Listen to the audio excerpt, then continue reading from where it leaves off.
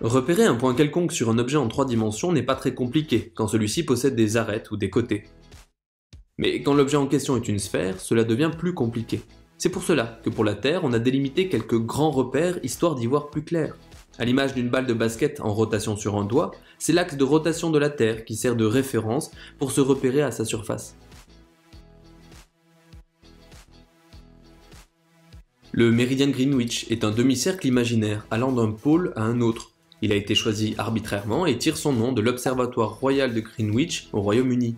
Il permet de définir la longitude, c'est-à-dire le point exprimé en degrés de 0 à 180, situé soit à l'est soit à l'ouest de ce méridien.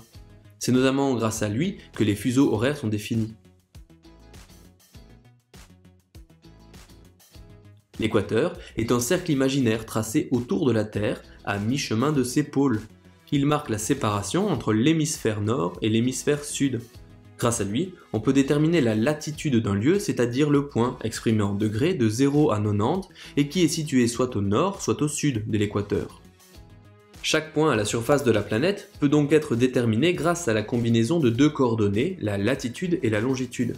C'est notamment comme cela que fonctionne le GPS.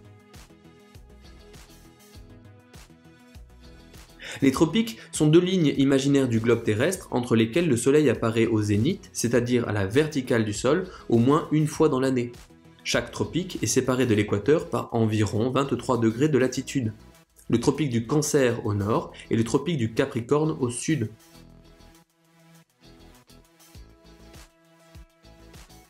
Les deux cercles polaires déterminent les régions polaires au-delà desquelles il existe au moins une journée où le soleil ne se lève pas en hiver et ne se couche pas en été. Ils sont situés à environ 67 degrés de latitude, le cercle arctique au nord et le cercle antarctique au sud.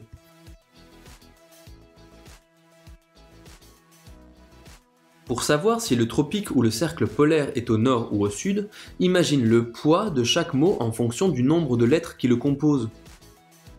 Celui qui en a le plus est logiquement plus lourd et tombe vers le bas, vers le sud. Ainsi, les tropiques du Cancer et le cercle polaire arctique sont dans l'hémisphère nord, les deux autres dans l'hémisphère sud.